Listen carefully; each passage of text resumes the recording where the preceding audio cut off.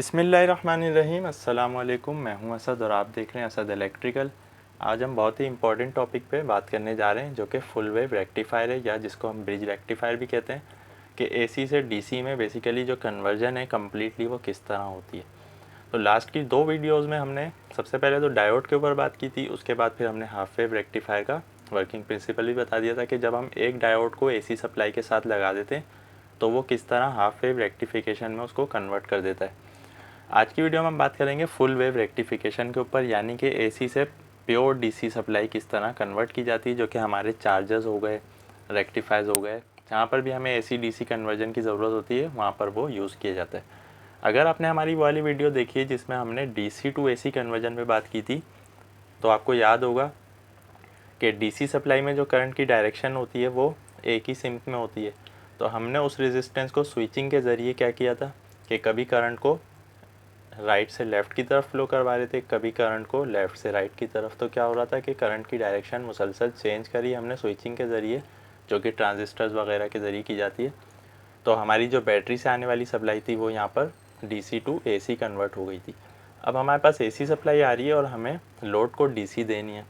तो AC supply में क्या होता है, कभी करंट फेस से न्यूट्रल की तरफ आता है, कभी न्यूट्रल से फेस की तरफ, जबकि हमें हमारे लोड को एक ही डायरेक्शन में मुसलसल करंट का फ़्लो चाहिए, चेंज नहीं करवाना है। तो यहाँ आप देख सकते हैं हमने सबसे पहले एक ट्रांसफार्मर लगाया है। मसलन हमारे पास 220 वोल्ट एसी आ रहे हैं, हमें जो डीसी सप्लाई चाहिए वो कम चाहिए। हमने 5 वोल्ट एसी में इसको स्टेप डाउन कर लिया सबसे पहले एक ट्रांसफार्मर लगा के, चूँकि एसी सप्लाई को ही हम ट्रांसफार्मर से स्टेप अप या स्टेप डाउन कर सकते हैं। तो यहाँ पर हमने आपको एसी सप्लाई के सिम्बल्स दिखा दिए कि यहाँ पर जो करंट है वो हमारा कभी पॉजिटिव में फ़्लो हो रहा है, कभी नेगेटिव में, कभी पॉजिटिव में, कभी नेगेटिव में, जैसे नॉर्मली एसी सप्लाई होती है। अब हमें ये देखना है कि ये जो 4 डायोड हमने लगाए हैं, ब्रिज बनाया है, इससे डीसी किस तरह कन्वर्ट हो रही है। तो सबसे पहले आपको ये समझना होगा कि ये 4 डायोड किस तरह लगे हुए हैं। आप देख सकते हैं कि मसलन ये फेज़ का वायर है, तो फेज़ के वायर पर हमने क्या किया, 2 डायोड लगाए, और न्यूट्रल के वायर पर भी 2 डायोड लगाए। इसके कनेक्शन जो है वो इस तरह है कि फेज़ के वायर से हमने मज़ीद 2 वायर लिए, उस पर एक डायोड को रिवर्स डायरेक्शन में, एक को फॉरवर्ड डायरेक्शन में लगाया। फॉरवर्ड डायरेक्शन का मतलब होता है एनोड से कैथोड, रिवर्स डायरेक्शन का मतलब होता है कैथोड से एनोड। तो आप देख सकते हैं एक डायोड का मुंह इस तरफ है, एक का इस तरफ है। न्यूट्रल से जो हमने वायर आ रहा था उसको भी 2 वायर में कन्वर्ट कर लिया है। एक को हमने फॉरवर्ड डायोड लगा दिया, एक पे हमने रिवर्स डायोड लगा दिया। तो जहाँ पर दोनों की फॉरवर्ड वाली जो शेप है वो मिल रही है, वहाँ से हमने एक वायर ले लिया है। जहाँ पर दोनों की रिवर्स वाली शेप है, यानी कि एनोड वाले मिल रहे हैं दोनों पॉइंट, वहाँ से हमने एक वायर लेकर अपनी रेजिस्टेंस यानी कि लोड में लगा दिया, जिसको हमें डीसी सप्लाई प्रोवाइड करनी है। अब आपको सिर्फ ये समझना है कि एसी से डीसी जो कन्वर्ट हो रही है वो किस तरह हो रही है। यहाँ पर हम आपको थोड़ा सा ग्रीन कलर से समझाने की कोशिश कर रहे हैं।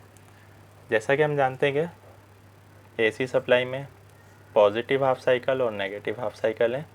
तो जब करंट पॉजिटिव हाफ साइकिल में ट्रेवल करता है तो फेस से न्यूट्रल की तरफ करता है।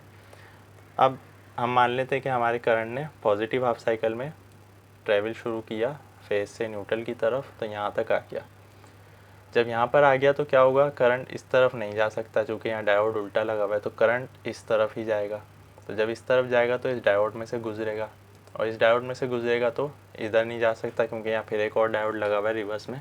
तो करंट को लामाला इस तरफ से गुजरना पड़ेगा, फिर वो रेजिस्टेंस में आ जाएगा। रेजिस्टेंस से होता हुआ यानी लोड से होता हुआ अब करंट वापस जा रहा है अपनी पोजीशन पे। अब करंट यहाँ पर आ गया। अब क्या करंट यहाँ जा सकता है, जबकि फेस से ही करंट जो है वो आ रहा है, तो कभी भी करंट उस तरफ नहीं जाएगा बल्कि वो दूसरी साइड पर ट्रेवल करेगा। तो करंट हमारा इस तरफ आएगा। चूँकि यहाँ डायोड सीधा लगा हुआ है तो करंट की जो डायरेक्शन है वो इधर आ जाएगी। अब यहाँ से क्या करंट इधर जाएगा, तो इधर इसलिए नहीं जाएगा क्योंकि यहाँ ऑलरेडी करंट फ्लो हो रहा है। तो करंट लामाला हमारा इस तरफ मुड़ जाएगा और इस तरह होता हुआ न्यूट्रल में आ जाएगा। तो ये जो फेस से न्यूट्रल का हाफ साइकिल कंप्लीट किया था, इसमें तो हमें इसी तरह मिल गया है पॉजिटिव का हाफ साइकिल, यानी लोड को ये पॉजिटिव और ये नेगेटिव हो गया है। करंट की जो डायरेक्शन थी वो एक ही सिंक में थी। अब आपको जो समझने वाली चीज़ है वो गौर से देखनी है। अब करंट की डायरेक्शन उल्टी हो रही है एसी सप्लाई में, यानी कि अब न्यूट्रल से फेस की तरफ करंट को जाना है, तो ये नेगेटिव में होता है। लेकिन इसको तो हमें उल्टी डायरेक्शन देनी नहीं है, इसमें हमें करंट का जो फ्लो है वो इसी तरह रखना है, यानी कि राइट टू लेफ़्ट रखना है। तो अब आप देखें गौर से कि न्यूट्रल से करंट फ्लो होना शुरू हुआ, यहाँ पर नहीं जाएगा, रुक जाएगा, इस तरफ जाएगा। तो जब इस तरफ जाएगा तो डायोड में से होता हुआ इधर भी नहीं जा सकता, चूँकि यहाँ उल्टा डायोड लगा हुआ है, तो लामाला इसको इधर से गुजरना पड़ेगा। ये फिर वही डायरेक्शन हो गई जो पहले थी, रेजिस्टेंस से होता हुआ अब करंट जो है वो यहाँ पहुँच गया। अब जब यहाँ पहुँचेगा तो क्या करंट इस तरफ आएगा, इस तरफ इसलिए नहीं आएगा चूँकि ऑलरेडी करंट न्यूट्रल से ही आ रहा है। तो अब ये इस तरफ जाएगा, तो यहाँ डायोड हमारा फॉरवर्ड कंडीशन में, तो ये करंट इस पॉइंट पे पहुँच गया। अब करंट क्या वापस इधर जाएगा, जबकि यहाँ से ऑलरेडी ये फ्लो हो रहा है, तो करंट हमारा फेस की तरफ चला जाएगा। तो पहले फेस से न्यूट्रल की तरफ आया था घूम के, अब न्यूट्रल से फेस की तरफ आया है। तो दोनों प्रोसेस में हुआ क्या है कि डायरेक्शन ऑफ करंट हमारी सेम है, यानी कि वो रेजिस्टेंस को एक ही पॉइंट से मिल रही है, बल्कि चेंज नहीं हो रही। तो इसकी जो आउटपुट बनेगी वो इस तरह बन जाएगी। तो आप देख सकते हैं कि एसी सप्लाई में पॉजिटिव और नेगेटिव था, पहले हमने पॉजिटिव को यूज़ किया, उसके बाद नेगेटिव को भी हमने पॉजिटिव बना दिया। तो इसको हम कहते हैं फुल वेव रेक्टिफिकेशन। तो रिजल्टेंट सप्लाई जो हमें मिल रही है लोड के ऊपर वो फुल वेव रेक्टिफिकेशन होने के बाद मिल रही है। इसको हम कहते हैं DC supply, AC to DC conversion. तो यहाँ तक अगर आपका कॉन्सेप्ट क्लियर हो गया है कि जब एसी से डीसी सप्लाई हमने कन्वर्ट कर ली तो वो जो फुल वेव रेक्टिफिकेशन हुई उसमें हमें डीसी सप्लाई इस तरह मिली है। जैसा कि हम जानते हैं कि डीसी सप्लाई में जो है वो वेरिएशन नहीं होती, यहाँ पर वेरिएशन है तो सिर्फ पॉजिटिव में ही है, यानी नेगेटिव तो हमने ख़त्म कर दिया एसी सप्लाई का, अब पॉजिटिव में ही वेरिएशन है, हमें इसको भी ख़त्म करना है। यानी कि एसी सप्लाई यहाँ पर इस तरह थी पॉजिटिव नेगेटिव, तो यहाँ पर सिर्फ पॉजिटिव पॉजिटिव है, लेकिन ये जो वेरिएशन है ये भी नहीं होनी चाहिए ताकि हमें स्मूथ डीसी सप्लाई मिले। जैसा हमने बताया था कि हमारा जो इन्वर्टर होता है जो डीसी से एसी में कन्वर्ट करता है उसमें भी कुछ ना कुछ कमी बेशी रह जाती है। तो डीसी में भी कुछ ना कुछ कमी रह जाती है, लेकिन अभी बहुत ज़्यादा कमी है। यानी कि डीसी सप्लाई हमारी ज़ीरो से मैक्सिमम पे जाके फिर ज़ीरो आ रही है, फिर ज़ीरो से मैक्सिमम जाके फिर ज़ीरो, ये है तो पॉजिटिव में ही, यानी करंट का जो फ्लो है वो एक ही डायरेक्शन में है। लेकिन हमें इस चीज़ को भी ख़त्म करना है, हमें ये डीसी सप्लाई बिल्कुल स्मूथ करनी है इस तरह। तो यहाँ तक तो डीसी सप्लाई जो हमें मिली थी ब्रिज रेक्टिफायर से वो ऐसी थी। अब हम इसके आगे का देखते हैं कि हम इसको किस तरह स्मूथ कर सकते हैं। तो उसके लिए हम यहाँ पर सिर्फ एक चीज़ का इस्तेमाल करते हैं जिसको हम कहते हैं कैपेसिटर। तो बस डीसी सर्किट में कैपेसिटर का जो मेन रोल है, आपने देखा होगा कि अक्सर इलेक्ट्रॉनिक्स के सर्किट्स में कैपेसिटर्स बहुत ज़्यादा यूज़ किए जाते हैं। तो डीसी सर्किट में कैपेसिटर का एक ही रोल है जो कि बहुत मेन है, वो है डीसी सप्लाई की प्योरीफिकेशन, यानी कि डीसी सप्लाई को मज़ीद प्योर करना, मज़ीद स्मूथ करना। किस तरह कि जो आउटपुट डीसी सप्लाई थी लोड में देने से पहले हमने सिर्फ और सिर्फ पैरेलल में एक कैपेसिटर लगा दिया। इस कैपेसिटर की जो अपनी कैपेसिटी होती है, जो कि सर्किट के हिसाब से देखा जाता है कि कितने रेंज के सर्किट में, कितने वोल्टेज वाले सर्किट में, या जो रेक्टिफिकेशन हो रही है उस लोड की डिमांड क्या है, वो सारी कैलकुलेशन होती है। उसके बाद यहाँ पर एक कैपेसिटर लगाया जाता है। तो डीसी सप्लाई की जो पॉजिटिव नेगेटिव थी जिसमें वेव्स थी, उन वेव्स को ख़त्म करने के लिए या मिनिमाइज़ करने के लिए हमने पैरेलल में एक कैपेसिटर लगा दिया। कैपेसिटर के बाद हमने लोड को सप्लाई दे दी। अब करंट तो फ्लो एक ही डायरेक्शन में हो रहा है जैसा पहले हमने बताया। फ़र्क सिर्फ ये पड़ेगा कि जो डीसी सप्लाई में यहाँ पर वेव्स बन रही थी उसको हमने कम करने के लिए कैपेसिटर लगाया। कैपेसिटर जैसा कि हम जानते हैं कि चार्ज होता है फिर डिस्चार्ज होता है, चार्ज होता है डिस्चार्ज होता है। जब ये डीसी सप्लाई के पैरेलल में लगाया जाए तो ये क्या होता है, हमारी वेव्स को भी कम कर देता है। यानी सप्लाई अब ज़ीरो पे आने के बजाय यहीं से ये चार्ज हुआ फिर डिस्चार्ज हुआ, तो फिर करंट जो है वो इस तरह हो गया, फिर ये नीचे आने के बजाय फिर इस तरह हो गया। तो रिज़ल्टेंट जो हमें डीसी सप्लाई मिलेगी वो इस तरह मिलेगी। तो इसकी जो वेव्स हैं उसमें कमी आ जाएगी। तो शुरू में तो इस तरह की शेप बनेगी कि इसमें आहिस्ता आहिस्ता कमी आने लगेगी, फिर एक वक्त ऐसा आएगा कि ये बिल्कुल स्मूथ हो जाएगी डीसी सप्लाई, यानी ये नॉर्मली डीसी सर्किट की तरह यहाँ पर फ्लो होने लगेगा करंट।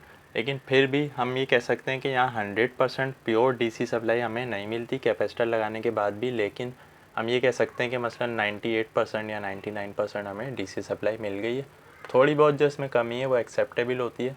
अब ये बिल्कुल स्ट्रेट डीसी सप्लाई जो हमें मिलती है बैटरी वगैरह से, वो बिल्कुल स्ट्रेट होती है। तो इसको स्ट्रेट करने के लिए सबसे पहले तो हमने इसके नेगेटिव साइकिल को ख़त्म किया है, पॉजिटिव में लेकर आए, फिर पॉजिटिव के बाद हमने कैपेसिटर लगाकर इसको स्ट्रेट करने की कोशिश की है। तो रिजल्टेंट डीसी सप्लाई हमें इस तरह मिल जाती है। तो कैपेसिटर का यहाँ पर बहुत बड़ा रोल होता है जो कि रेक्टिफायर्स के आउटपुट में पैरेलल में लगाया जाता है। यानी पहले आपने एसी सप्लाई पर ट्रांसफार्मर लगाकर उसको स्टेप डाउन किया, स्टेप डाउन करने के बाद आपने ब्रिज बनाया, ब्रिज बनाने के बाद आपको जो डीसी सप्लाई मिली उसके पैरेलल में आपने कैपेसिटर लगाया, उसके बाद आपने लोड से कनेक्ट कर दिया। तो डीसी सप्लाई यहाँ पर बिल्कुल उसी तरह काम करेगी जिस तरह हमारी बैटरी या दीगर सोर्सेज जो होती हैं डीसी की वहाँ से हमें मिलती है। तो इसको हम कहते हैं एसी सप्लाई की फुल वेव रेक्टिफिकेशन।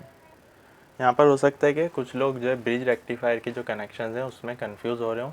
यहाँ पर हमने आसान करके आपको बता दिया। जैसा हमने बताया कि फेस से आने वाले वायर में भी हमने 2 डायोड लगाए और न्यूट्रल से आने वाले वायर में भी दोनों डायोड लगाए। एक फॉरवर्ड कंडीशन में यानी फॉरवर्ड पोजीशन में, दूसरा जो है वो रिवर्स पोजीशन में। इसी तरह इसमें दोनों सेम हो गए। हमने फिर इन दोनों को मिला दिया आपस में, यानी कि फॉरवर्ड वाले को फॉरवर्ड से और रिवर्स वाले को रिवर्स से, और यहाँ से हमने कनेक्शन लेकर अपने रेजिस्टेंस के साथ कनेक्ट कर दिया। अब हो क्या रहा है, दोबारा रिवाइज़ कर रहे हैं हम जल्दी से। जब करंट फेस से न्यूट्रल की तरफ है तो करंट की डायरेक्शन इस तरह है, रेजिस्टेंस से होती हुई इस डायोड से होती हुई न्यूट्रल में।